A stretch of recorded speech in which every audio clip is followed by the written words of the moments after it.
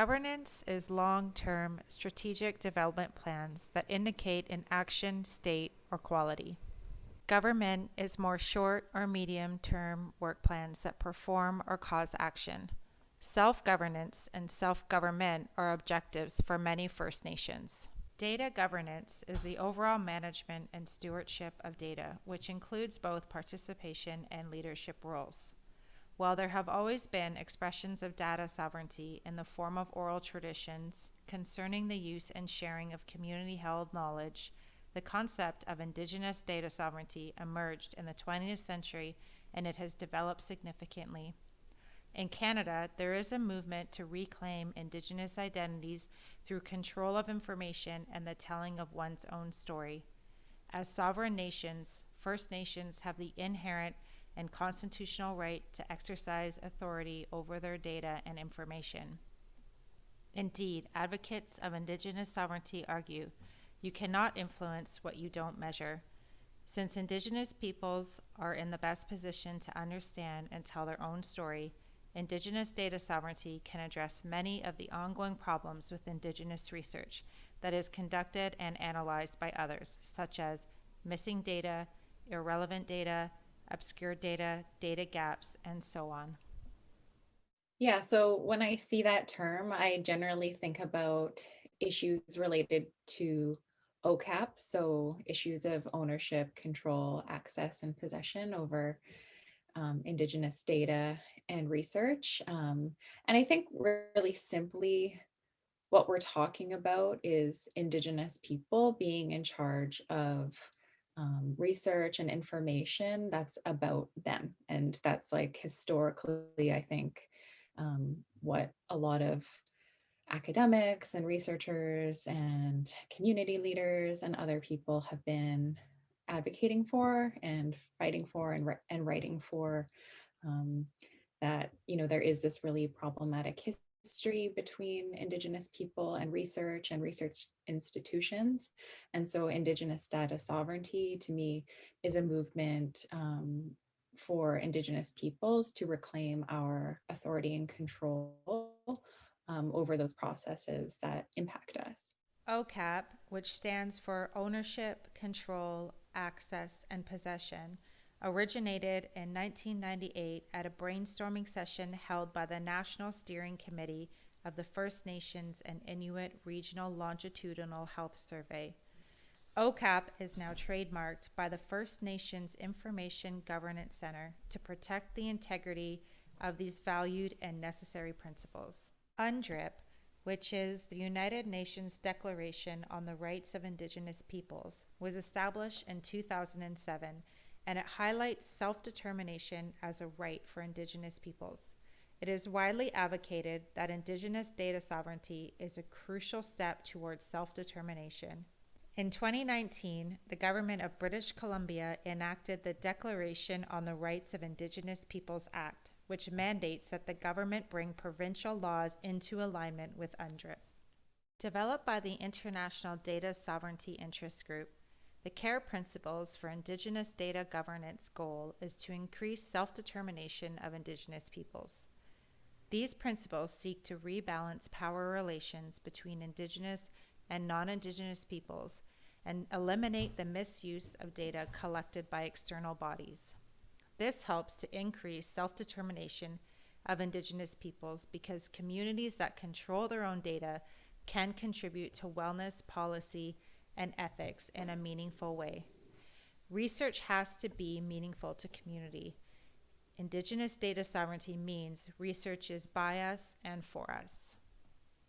You know, as you move through your research and you start to think about what your research questions are, you know, I would like to engage a process with my, you know, a really participatory process where my research partners and my potential participants are engaged in defining what my research questions are, because it has to be meaningful to the community, I think, and the end users as well.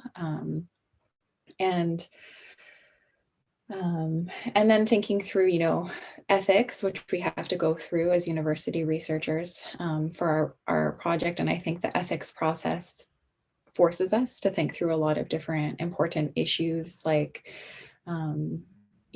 informed consent, how we will um, how we will get consent from our participants, but also how we will honor that consent, and how that consent process will be ongoing, how we'll communicate around that, how we'll give participants the opportunity to say no, essentially like set boundaries around their participation in the research project, and how we can honor those boundaries, and then how we will store the data safely. Things like that, I think, are all important parts of Indigenous data sovereignty, and I think they all require an Indigenous perspective on thinking through and answering those questions.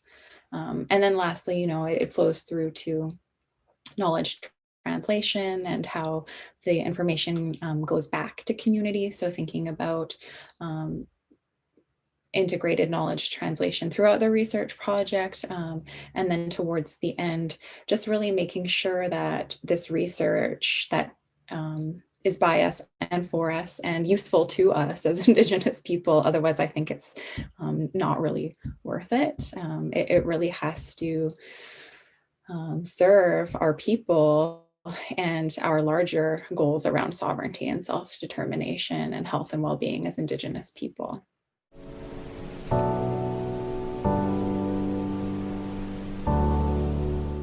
In 1996, the report of the Royal Commission on Aboriginal Peoples demonstrated the need for a complete restructuring of the relationship between Indigenous and non-Indigenous peoples in Canada, and it made several recommendations. In 1998, OCAP, Principles of Ownership, Control, Access, and Possession, was an expression of First Nations jurisdiction over information about First Nations. In 2005, the Transformative Change Accord was the beginning of a new relationship between First Nations Leadership Council, Province of British Columbia, and the Government of Canada. It identified 7 indicators and targets to close the gaps in quality of life between First Nations and other British Columbians. These indicators were later updated to 15 new indicators in 2018. First Nations Health Plan had 29 indicators identified to close health gaps, and, with increased accountability, the Provincial Health Officer committed to report on the health and well-being of British Columbia's First Nations every 5 years.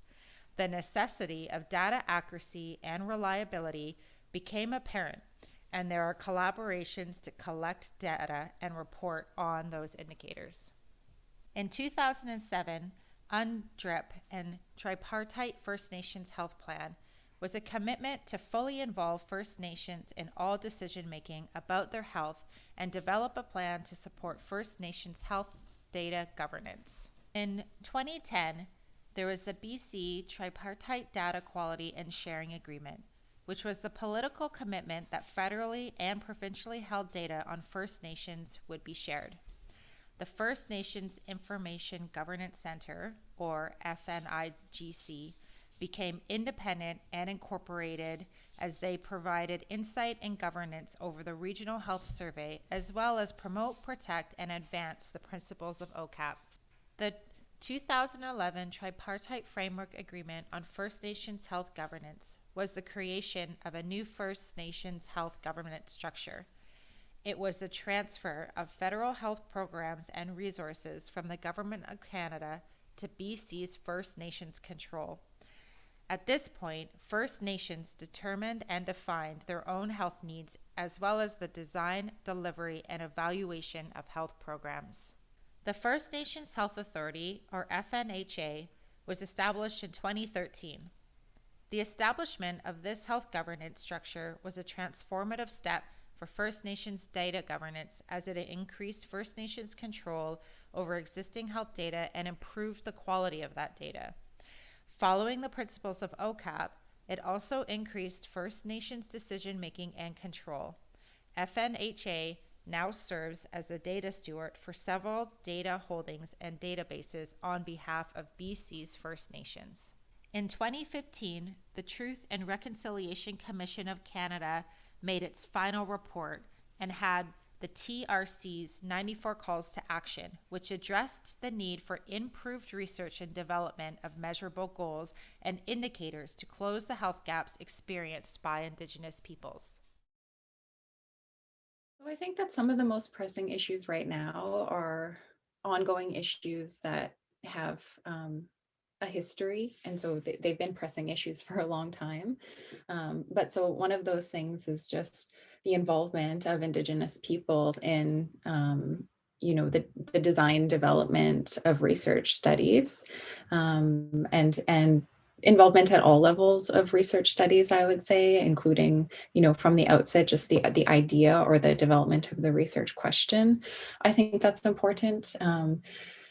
And um, and also like thinking about, who has a stake in terms of representation of Indigenous peoples in those different processes. I think there are certain groups of Indigenous people, such as academics or political leaders or other people who might have more of a voice in some of that work, and that's not necessarily always appropriate. I think that sometimes it's community members, it's patients, it's end users of the information, it's the actual population that is really the focus of the study. It's those people who need to be involved. So, for example, in my area, which is Indigenous maternal and reproductive health, I often don't see enough involvement of mothers, grandmothers, aunties, birthers, those kinds of people,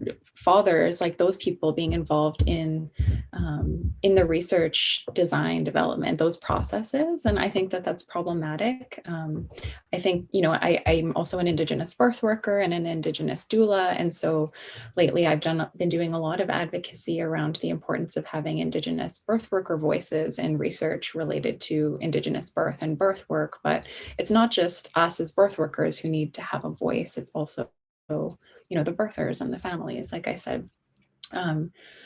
So I think that we do need to explore and address those gaps in between, people and their expertise and kind of their stake in the research project and how we involve them.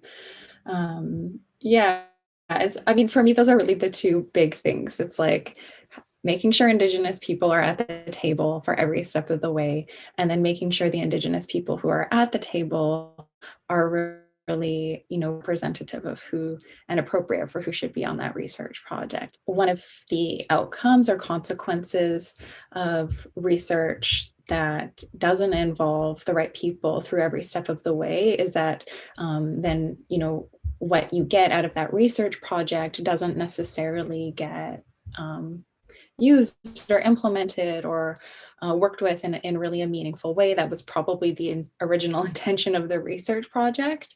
I think for the research to have the biggest impact, that it needs to be attentive to all of those things the whole way through. I would really like to see that Indigenous peoples as either researchers or participants are being properly compensated, honored, valued, acknowledged for their contributions in research studies. I think that's another way that exploitation of our own people continues within research, and that even happens within our own organizations, that people are given really small honoraria or things like that that don't honestly like properly compensate people for their contribution, and then you have academics making really nice salaries and careers off of knowledge and information that actually comes from people who are hardly being acknowledged at all. I think that that's something that we need to resolve in the work that we do. And yeah, and then again, I would really like to see, just thinking about the future and locally and nationally, that there are bodies of collective bodies of folks who are engaged in this work that can be turned to or looked to as people who kind of oversee some of this work, within their communities or like provincially or nationally, and that have access to resources for training Indigenous researchers, for Indigenous communities who want to get involved in research, as places where Indigenous people can safely store research, things like that. Essentially like, Indigenous research organizations and hubs, kind of like the Well Living House. I think I would love to see more of that around Canada.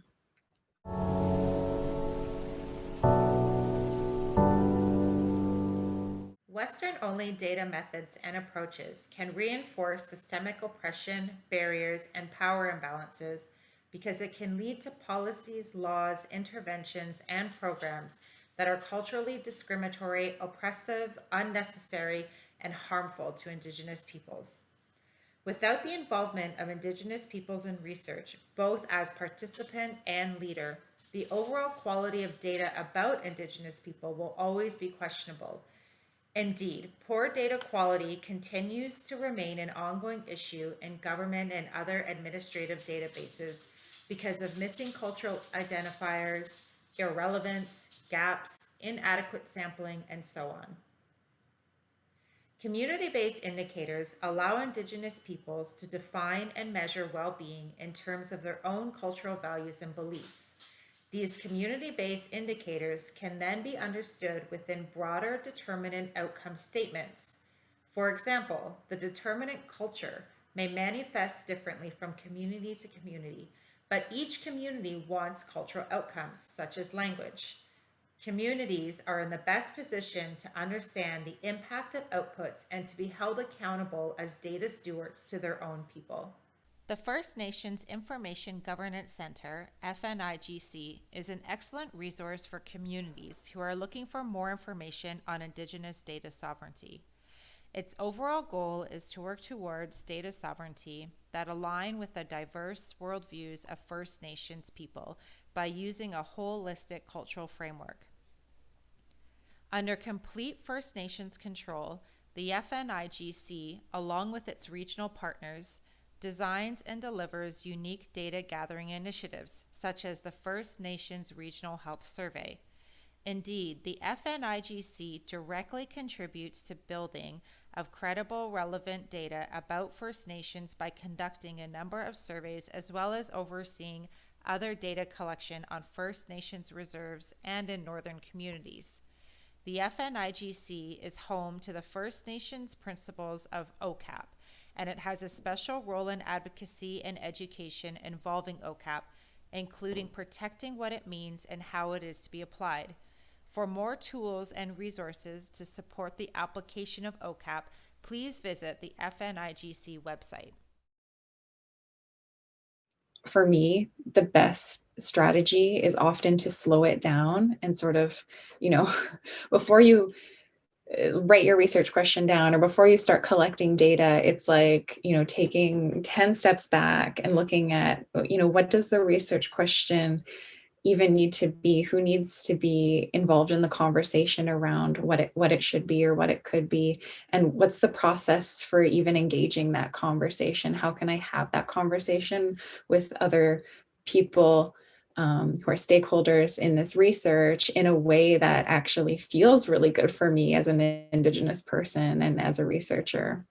And I think that our ceremonial teachings and practices have a role in that. And I know that's really sacred and not necessarily always going to be part of the research that you share with other people or outside organizations. But for me, it just, to be really thoughtful and to feel like I'm contributing to Indigenous data sovereignty means actually that I have to practice Indigenous sovereignty every step of the way in every aspect of the research that I do.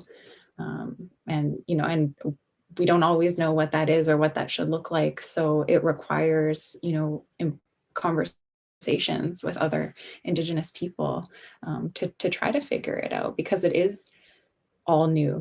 It's not like our ancestors have been doing research with institutions for since time immemorial.